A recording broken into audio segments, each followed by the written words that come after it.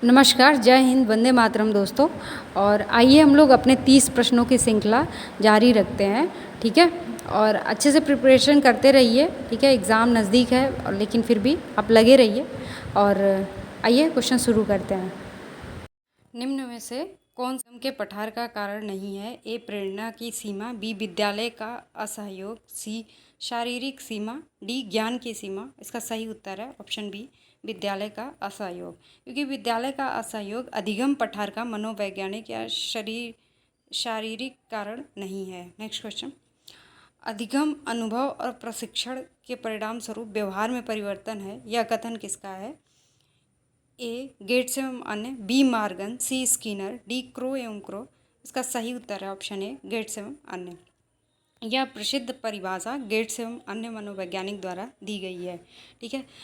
कथन मतलब कौन कौन, जैसे क्रो एंड क्रो का कुछ फेमस चीज़ें हैं तो उसको एक जगह कहीं लिख करके और इसको देख के जरूर जाइएगा, हर बार आता है। नेक्स्ट क्वेश्चन, स्टैनफोर्ड बिने परीक्षण मापन करता है? ए व्यक्तित्व, बी पढ़ने की क्षमता, सी बुद्धि, डी इनमें से कोई नहीं। इसका सही उत्तर है ऑप्शन सी, बुद्धि। क्योंकि स्टैनफोर्ड बिने परीक्षण का मुख्य उद्देश्य बुद्धि का मापन करना है। नेक्स्ट क्वेश्चन, अंतर्मुखी एवं बहिर्मुखी व्यक्ति का वर्गीकरण किसने किया? ए फ्रायड, बी यूंग, सी मन, डी आल्फोर्ड। इसका सही उत्तर है ऑप्शन बी, यूंग, ठीक है। तो यूंग ने व्यक्तित्व को अंतर्मुखी और बहिर्मुखी में विभाजित किया था। नेक्स्ट क्वेश्चन, बच्चों के सामाजिक विकास को प्रभावित करने वाला प्रमुख कारक है? ए आर्थिक तत्व, बी सामाजिक पर्यावरणीय तत्व, सी शारीरिक तत्व, डी वंशानुगत तत्व। इसका सही उत्तर है ऑप्शन बी, शारीरिक सामाजिक पर्यावरणीय तत्व। क्योंकि बालक जिस परिवेश में रहता है उसका सामाजिक विकास उसी से प्रभावित होता है। नेक्स्ट क्वेश्चन, निम्न से कौन सा शारीरिक विकास का प्रमुख नियम है? ए मानसिक विकास भिन्नता, बी अनियमित विकास, सी द्रुतगामी विकास, डी कल्पनात्मक विकास। इसका सही उत्तर है ऑप्शन सी, द्रुतगामी विकास। तो शिशुवावस्था में शारीरिक विकास बहुत तेजी से यानी द्रुतगामी से होता है। नेक्स्ट क्वेश्चन, निम्न में से कौन सा विकास का सिद्धांत नहीं है? ए अनुकूलित प्रत्यावर्तन, बी निरंतर विकास, सी परस्पर संबंध, डी समान प्रतिमान। और इसका सही उत्तर है ऑप्शन ए, अनुकूलित प्रत्यावर्तन।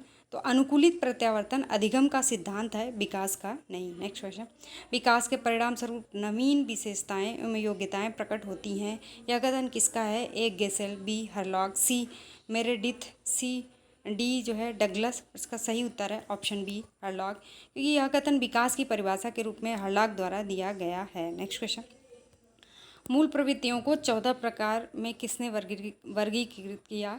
ए ड्रेवर, बी मैकडूगल, सी थॉर्नडाइक, डी वुडवर्थ। इसका सही उत्तर है ऑप्शन बी, मैकडूगल।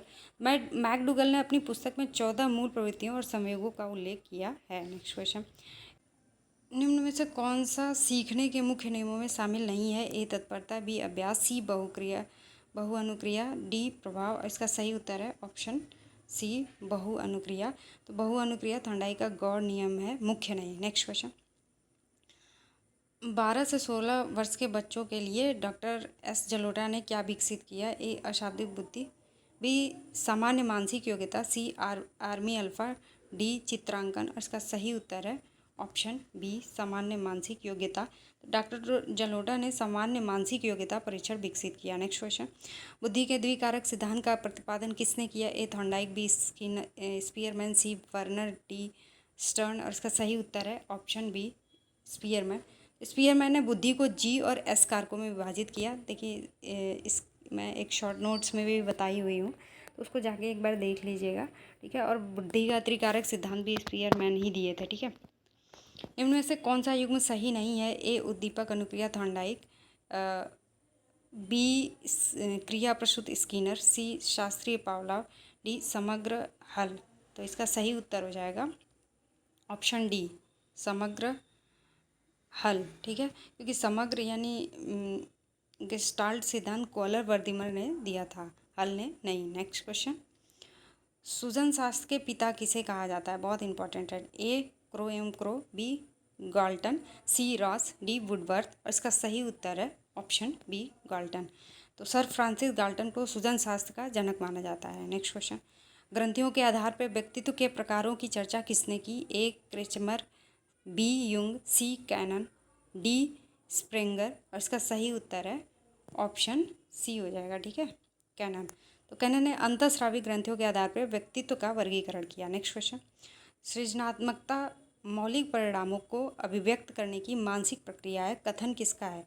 ए कोल एवं Bruce, B Drever, C De Haan, D Crow एवं क्रो, और इसका सही उत्तर है ऑप्शन डी क्रो एवं क्रो। तो क्रो एवं क्रो ने सृजनात्मकता को मौलिक परिणाम व्यक्त करने की प्रक्रिया बताया। नेक्स्ट क्वेश्चन, विद्रोह की भावना किस अवस्था से संबंधित है? ए बाल्यावस्था, बी शैशवावस्था, सी पूर्व किशोरावस्था, डी मध्य किशोरावस्था। इसका सही उत्तर है ऑप्शन सी पूर्व किशोरावस्था।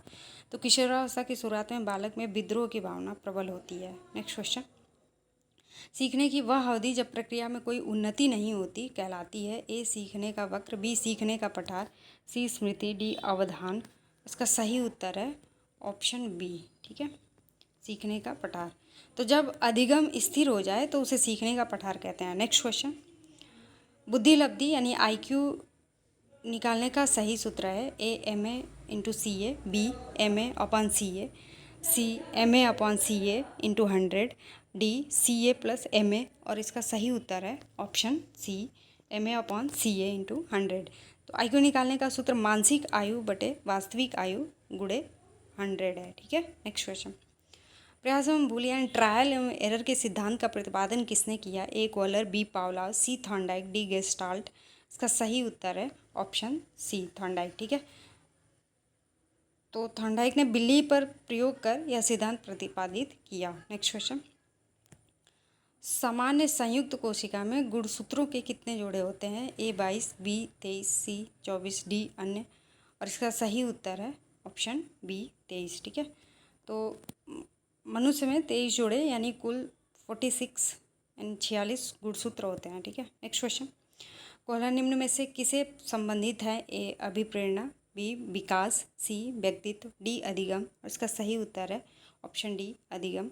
तो कोहलर का अंतर्दृष्टि का सिद्धांत अधिगम यानी सीखने से संबंधित है। नेक्स्ट क्वेश्चन, क्रिया प्रस्तुत अनुबंधन यानी ऑपरेंट कंडीशनिंग सिद्धांत का प्रतिपादन किसने किया? ए हल, बी थॉर्नडाइक, सी हेगर्टी, डी BF स्किनर। इसका सही उत्तर है ऑप्शन डी हो जाएगा। ठीक है, BF स्किनर। तो यह सिद्धांत उन्होंने चूहे पर प्रयोग किया था। ठीक है, नेक्स्ट क्वेश्चन, बुद्धि के तरल एवं स्फटिकीकृत प्रतिपादन का प्रतिमान का प्रतिपादन किसने किया? तो ए कैटल, बी थॉर्नडाइक, सी वर्नर, डी स्किनर। इसका सही उत्तर है ऑप्शन ए कैटल। तो रेमंड कैटल ने बुद्धि के तरल यानी फ्लूइड और स्फटिक यानी क्रिस्टलाइज्ड मॉडल दी है। नेक्स्ट क्वेश्चन, शिक्षण हेतु मानसिक उद्वेलन यानी ब्रेन स्ट्रोमिंग प्रतिमान का प्रयोग किसके सुधार हेतु किया जाता है? ए समझ, बी अनुप्रयोग, सी सृजनात्मकता, डी समस्या समाधान। इसका सही उत्तर है ऑप्शन सी सृजनात्मकता। तो ब्रेन स्ट्रोमिंग विचारों में नवीनता और सृजनात्मकता बढ़ाने हेतु प्रयोग होता है। ठीक है, तो नेक्स्ट क्वेश्चन, गोलमैन निम्न में से किससे संबंधित है? ए सामाजिक बुद्धि, बी संवेगात्मक बुद्धि, सी आध्यात्मिक बुद्धि, डी सामान्य बुद्धि। और इसका सही उत्तर है ऑप्शन बी हो जाएगा संवेगात्मक बुद्धि। तो डैनियल गोलमैन इमोशनल इंटेलिजेंस यानी संवेगात्मक बुद्धि के लिए जाने जाते हैं। नेक्स्ट क्वेश्चन, निम्न में से कौन शेष से भिन्न है? ए अधिगम के लिए अधिगम, बी समान अवयवों का, सी ड्राइव रिडक्शन, डी सामान्यीकरण, और इसका सही उत्तर है ऑप्शन सी ड्राइव रिडक्शन। तो ड्राइव रिडक्शन प्रेरणा का सिद्धांत है जबकि शेष अधिगम स्थानांतरण के हैं। नेक्स्ट क्वेश्चन, संज्ञानात्मक उपलब्धि का न्यूनतम स्तर है? ए ज्ञान, बी बोध, सी अनुप्रयोग, डी विश्लेषण, और इसका सही उत्तर है ऑप्शन ए ज्ञान।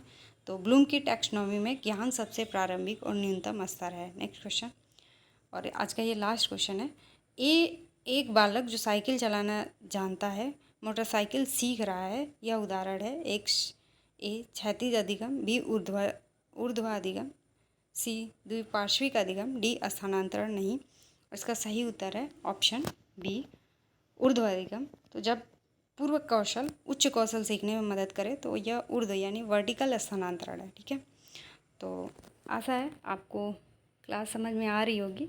और जो भी तो लास्ट 3-4 दिन बचे हैं आपके पास हार्डली, तो आप बस रिवीज़न कीजिए अच्छे से। सो